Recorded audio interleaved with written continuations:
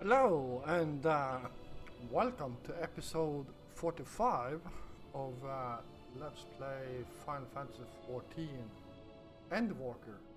So, in the last episode we well, tried to we used this teleporter here and didn't end up where we was supposed to, and overheard Uranyu speak to some operates. Anyhow, let's continue this by talking to Growing Way here and see what he has to show. It may not seem like it, but we've been planning for this far longer than I'd care to admit. Each time we woke up, we'd have long discussions about how to save as many of you as we can.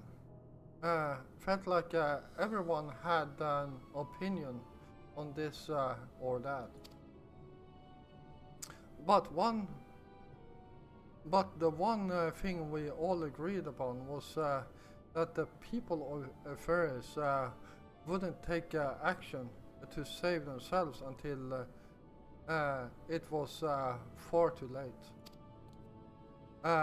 That's why we're striving to make the moon a vibrant, magical place they'd hope at chance to visit, rather than waiting for the flames of oblivion to get them off their tails and force them to accept our invitation.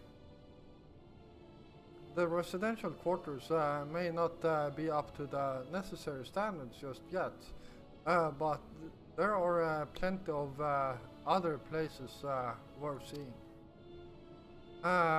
You already had a look around the Curatorium, but wait until you see what's waiting for you at the east end of the borough. Follow me.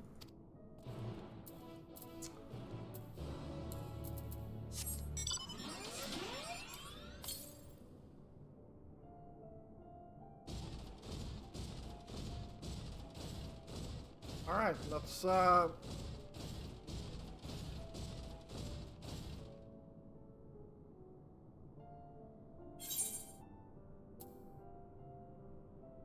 okay, so the teleporters are not marked on the map. And I probably have to pick these up too.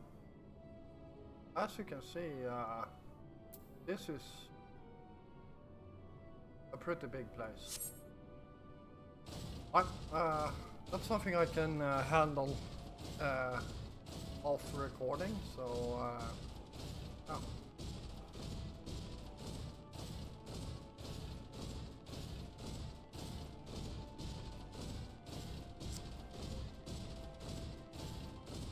Oh wait, below us.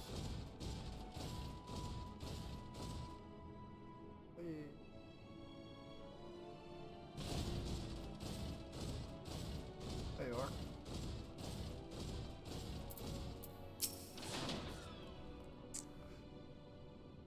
Good, you're here. Thought this door is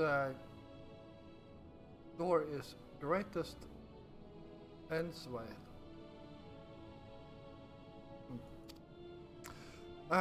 It was named as such because it's the whale to end all whales.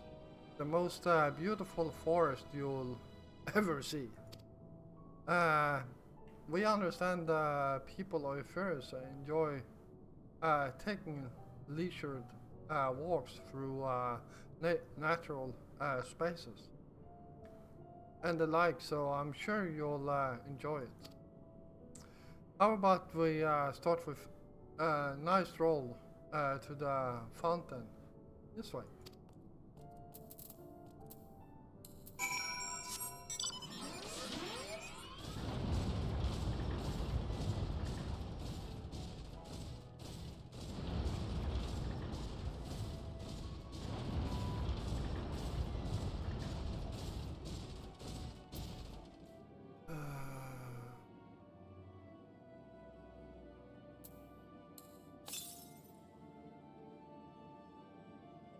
Please.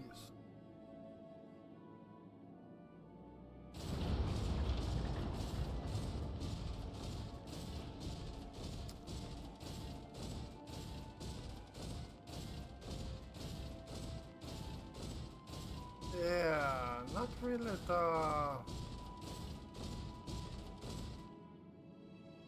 the forest you can see down on the Ferris.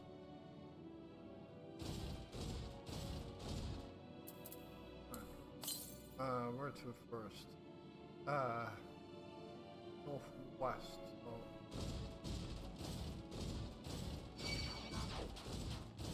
Oh, there's a scrapper here.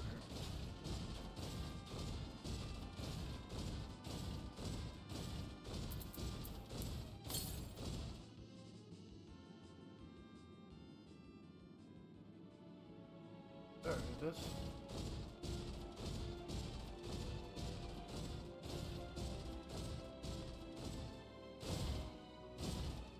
Oh, just remember you.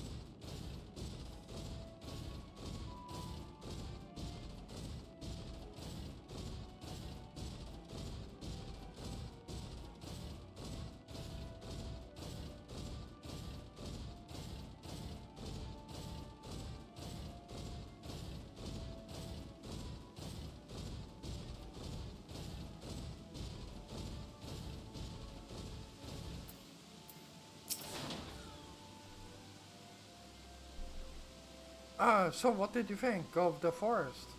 Isn't it positively pleasant? Simply sublime?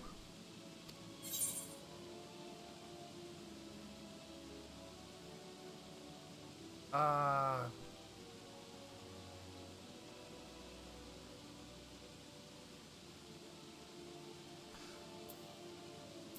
I didn't see, I couldn't see the forest or the trees. I didn't see any, wait, you don't mean those crystals? Out there are...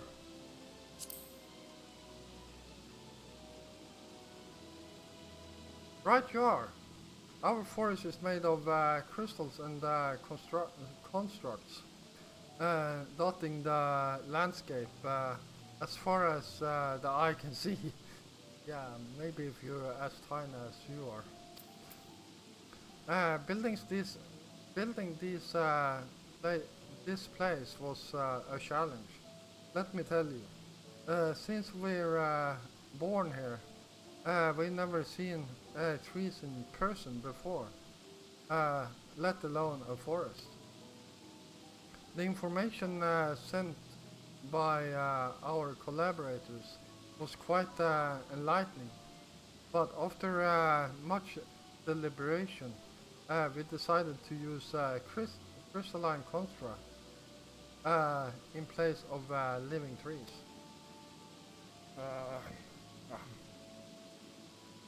And thanks to our atmospheric circulation system, this place produces air as clean as that you'd find in a forest on a Ferris.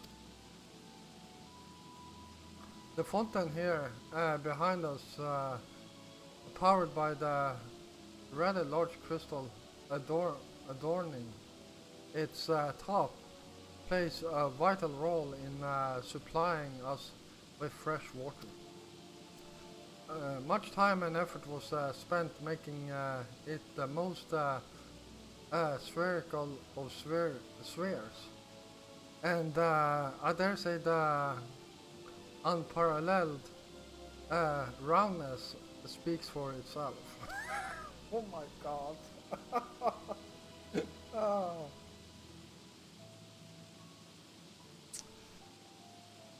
I enjoy nothing more than a nice long stretch and spot of relaxation whenever I come up here. You look like you could do with stretch yourself.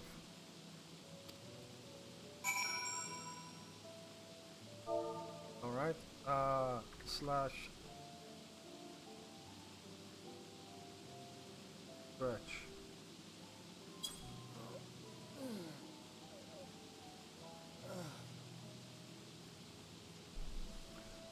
That's the spirit. I feel more relaxed simply watching you. A sight worth the many years spent building this place. Uh, if it's not too much to ask, it's always been a dream of mine to take a walk through this forest with someone from affairs. Could we maybe?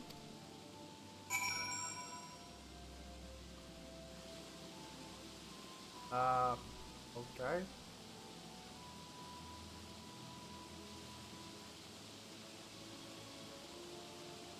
Am I the only one that thinks this entire place looks like a water reserve with water towers? God.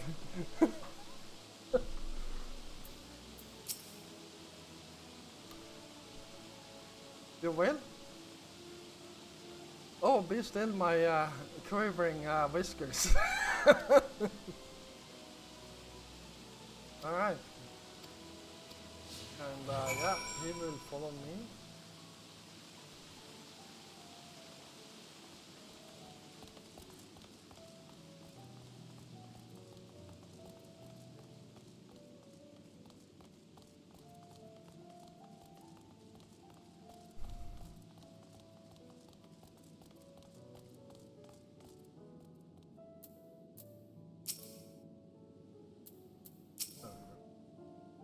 I was thinking, Geoffrey, that I could be more helpful to you by teaching you a little about the moon and what it is we do. When we were first created, the moon's sole purpose was to hold Zodiac, and there was absolutely nothing to be found here. Eventually, Heidelin gave us our first task: furnish the moon with propulsion systems capable of facilitating travel to other stars. It sounds impressive, and I suppose in some respects it is, but it was only possible thanks to all of the knowledge Heidelin shared with us. We also had a lot of time to get it done. 6,000 years, give or take. But anyway, let's keep going. 6,000 years. While considering the size of these things, I can imagine it took quite a bit of a long time. Let's start here.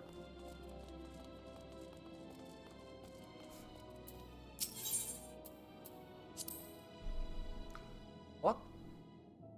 No. I'm not sure what it is you do with. I'm not sure what it is you do with crystals on the fairs, but we don't eat them, and certainly not this one. It's possessed of all 6 elements: wind, lightning, fire, earth, ice, and water. We use crystals like these to maintain the moon's elemental equilibrium. It's worth mentioning for that because of Heidelin's influence being the embodiment of tranquility and stasis and all, manipulating the elements here is different than it might be on the Ferris. A conjuring of fire would sooner dry our clothes than singing them. For example, put simply, the etheric conditions are all ill-suited to growth, which is why the surface is mostly barren. Of course, this was all necessary to keep the raging energies of Zodiac in check. Alright.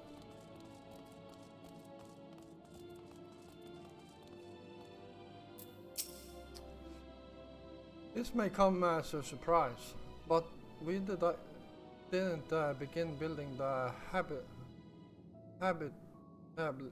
table areas until after the propulsion system were ready.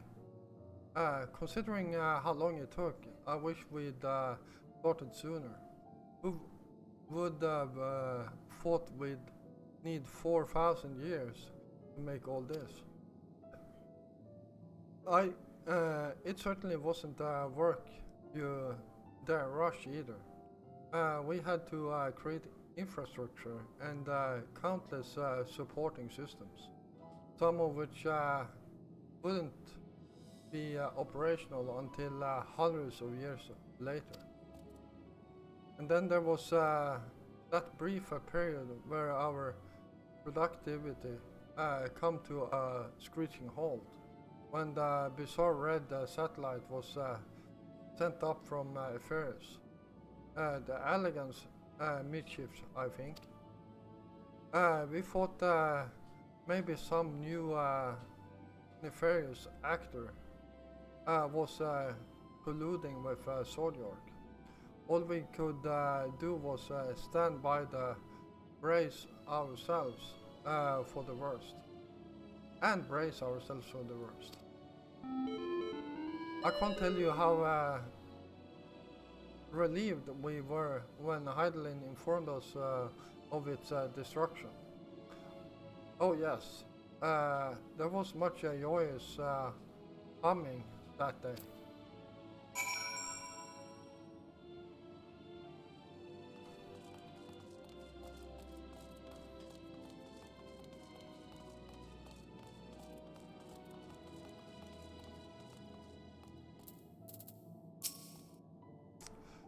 Say, do you notice anything peculiar about the treetops? I mean, apart from the fact they're massive crystals and not trees. I'll give you a hint. It's the golden ring emanating from the glowing spheres. Along with the device fixed near the ceiling, they fulfill a role similar to our sun, and do so better even. The sun and similar celestial objects in the great expanse radiate energy that is harmful to your bodies. These rings shield you from that energy while allowing you to bathe in the perfect amount of sunlight, or rather a close approximation of it. Pretty impressive, wouldn't you say? Oh, and if you look closely, you'll see different types of trees. Have ever so slightly different curvature. Yes, indeed. This forest truly is the greatest.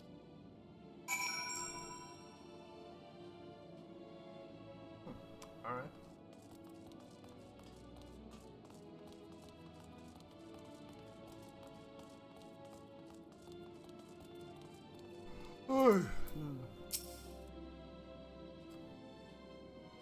There was something else I wanted to tell you about. Oh, right. The propulsion system and habitat facilities were completed around 2,000 years ago, and with that, the most important features were fit for purpose. which was all well and good. Except we still knew absolutely nothing about present day people of affairs. Why not go and visit affairs yourself? You might ask. Strictly forbidden. Where our technology or knowledge of the moon's true purpose exploited for the evil ends, the result could be disastrous. Then there were a few more rejoinings, and it became increasingly difficult to converse with either. Fearful we might lose the ability to communicate with her altogether, we beseeched her to find people on the affairs we could trust to help. We were quite fortunate everything worked out as it did.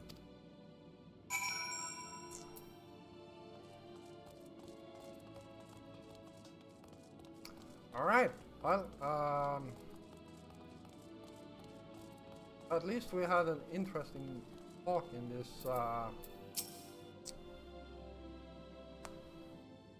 this forest.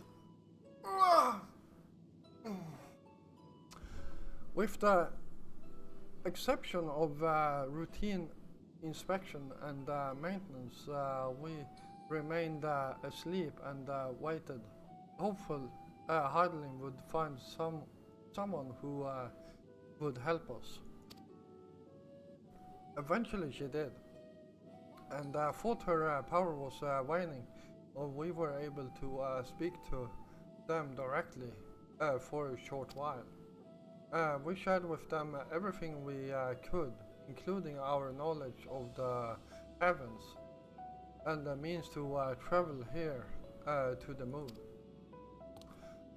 They certainly didn't waste any time with what we taught them. No more than a few years after that, our collaborators found a means to convey messages and supplies to us from down below. With all the letters, books, and the other resources they sent, we learned enough to start making more meaningful changes to the moon. And now you're here, hopefully enjoying yourself as much as I am. I knew you would like greatest ends well. I knew it. But you again, thank you again for coming here, by the way. I know it was just a walk through the forest, but it means a lot to me.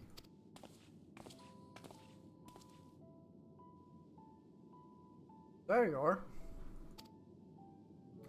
I take it you already received a great tour.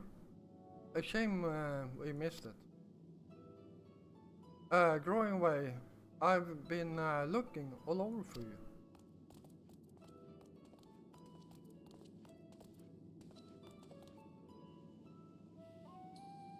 Oh, is this about the teleporter to the residential area? No, never mind that. We have more pressing matters at hand.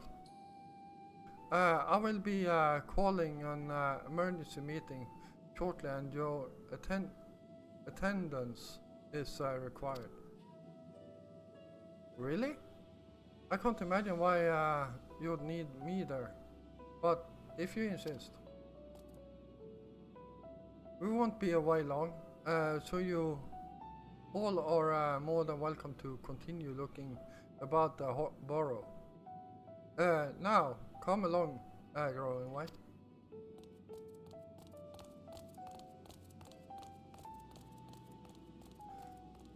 Before we arrive, you seem to be in the midst of a rousing conversation with your guide. Did you learn anything of importance?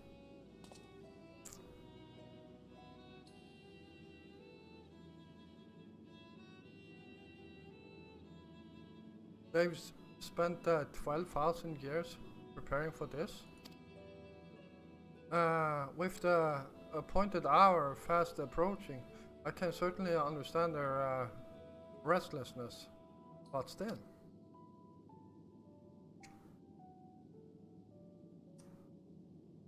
It remains to be seen if the people can be persuaded to evacuate when there are yet no signs of the final days.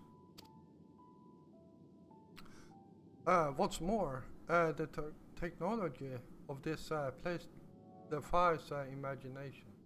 I doubt there are many who would readily come to terms with living in such surroundings. Whoever these collaborators are, unless they are possessed of the world's most charming personalities, or a means to forcibly evacuate people, they will meet with great deal of resistance. Indeed, even if faced with annihilation, the decision to forsake all one knows cannot be made lightly.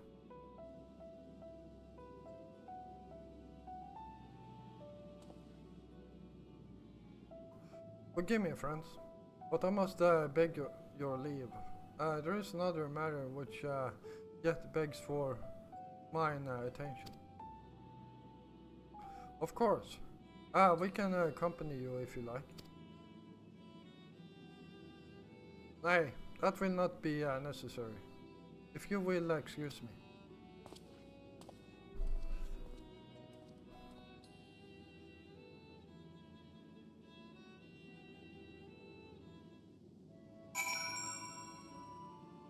Alright. Well, we still have some time left, so let's talk to Yustola here. It's clear now that that difficult decision lie ahead of us. Preparations for the evacuation of affairs is indeed crucial, but I am not yet willing to forsake our world and its reflections. And I trust I am not alone in my reticence.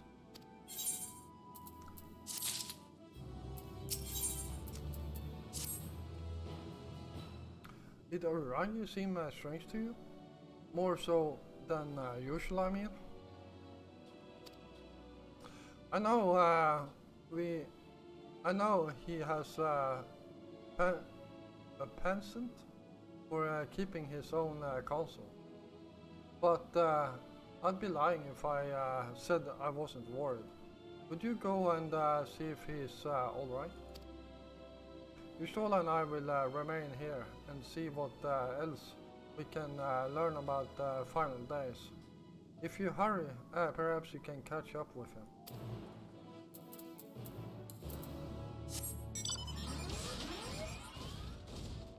Alright, so 210 to the south.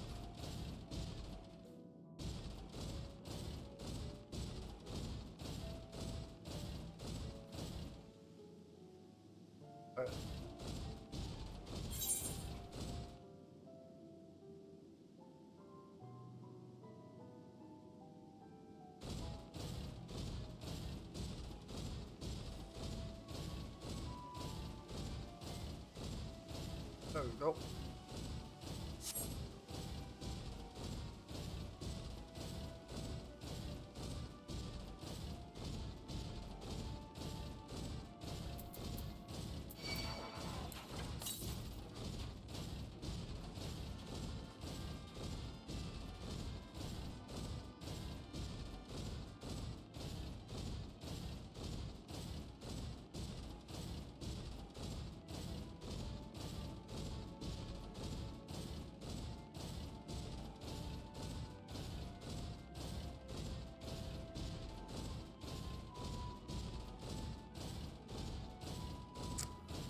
Alright, so let's head back out of here and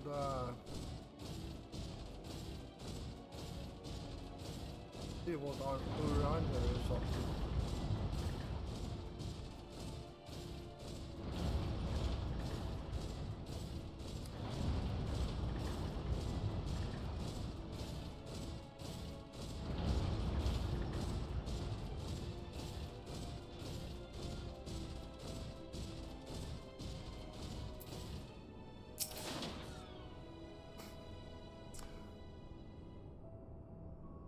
Alright.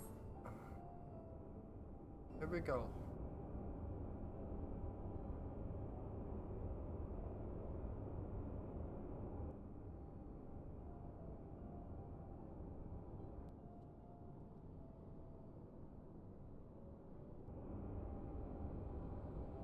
Urania appears to be heading toward the entrance of the Beastways burrow.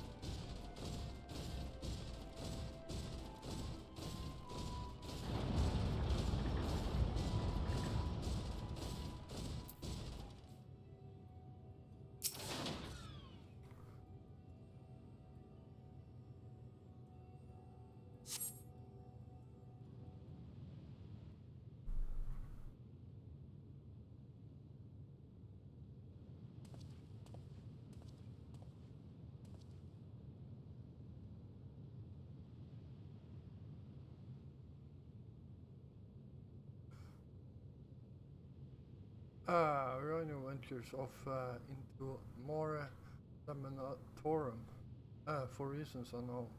You must tread carefully, else he might sense your presence.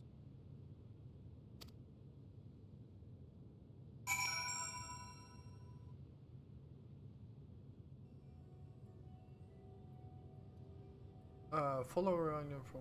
yeah. Should you fail to complete this objective, you may try again by...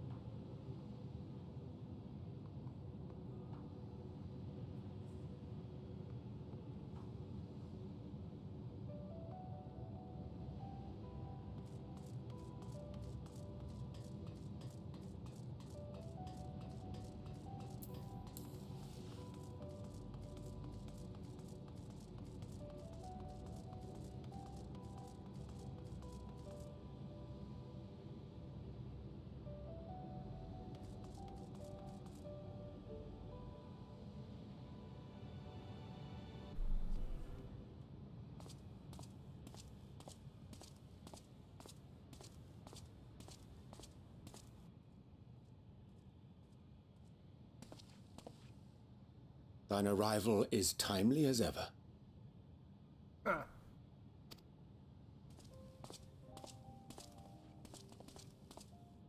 Thou didst chance to overhear my conversation with Living Way, I presume?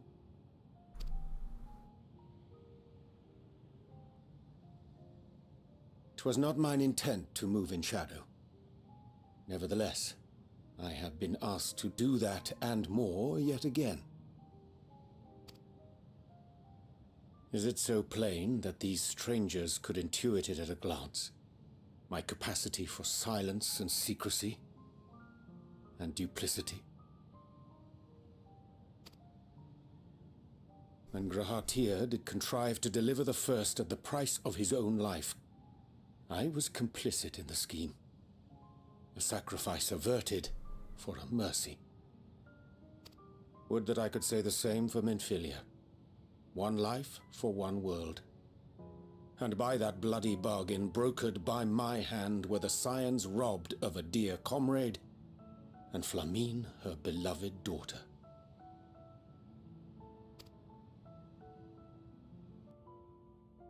Two souls, whose selflessness was beyond measure, whose resolve was unshakable. They would not be moved even had I thought to protest. But protest I did not. Far from it. I pushed them forward. No effort did I make to seek out alternatives, ones that would not demand such terrible costs. That resignation weigheth heavy on my mind, as does the memory of another lost to mine inaction. Dearest Moonbringer, who did face death unflinching, that we might secure a means to bring low the Ascians. In her hour of need, I did naught. Dutiful disciple of Louisoix, ever looking to the greater good. Had I shut mine eyes and bid her live instead, mayhap she would be with us today.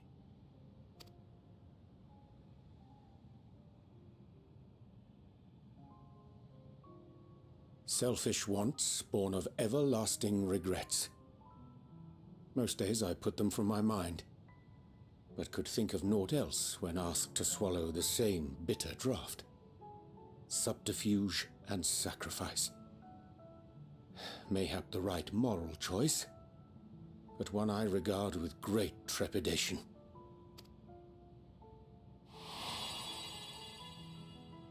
The calamity of Amarot was a tragedy beyond reckoning, one which must never again come to pass.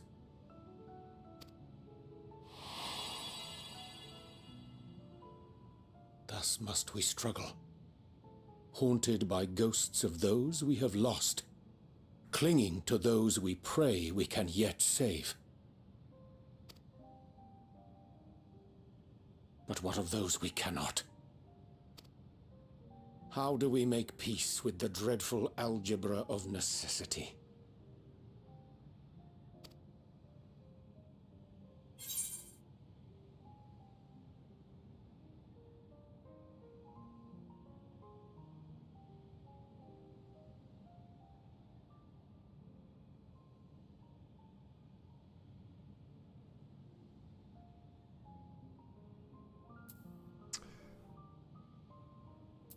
Sometimes there is no right answer.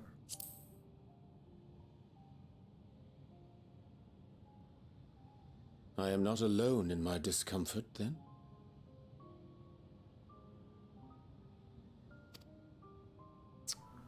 "'Tis surprising, though perhaps not. We scions are wont to debate strategy at length, but are resolute and unwavering in execution. Strange. Scarcely can I remember when last we spoke alone, and so candidly.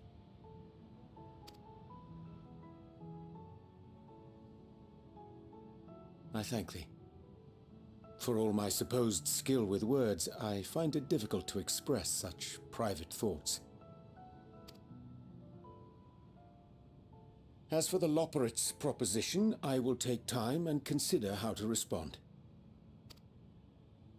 'Twould be to our mutual benefit if we could converse more openly with our aspiring caretakers.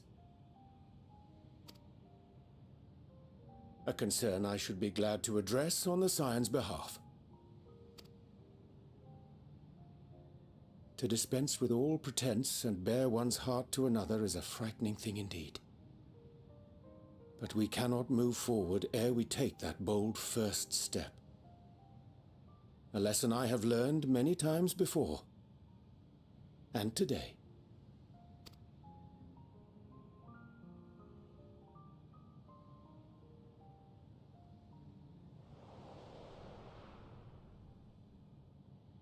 What are they saying? Curse these ears and I'd bugger all!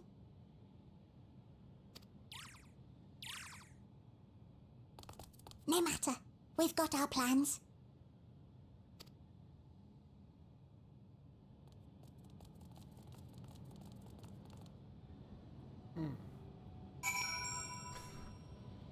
All right.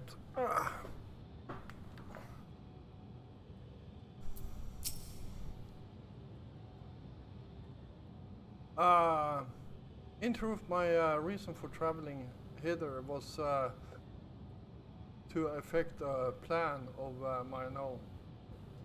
A plan which may pave a way forward for us all. May I say, for there is no guarantee of success. 'Tis the reason I set out alone. That failure, should it come, would be mine to bear alone. Yet, thou standest before me with proffered hand and open heart. Would be remiss of me to refuse thy enmity. And so I ask, wouldst thou join in mine endeavor?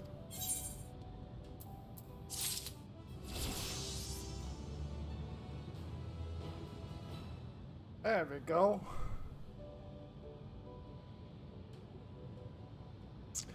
So, I will end this episode here, and I got some stuff to do in between episodes here, so I will start with that right away. But thank you all for watching. I hope you enjoyed this episode, and if you did, feel free to hit the like button. And of course, if you're new here, first of all, welcome. And if you enjoy my content, then why don't you hit the subscribe button together with the notification bell. You don't miss out on any of my future content. I will be back again tomorrow, and until then, stay safe out there.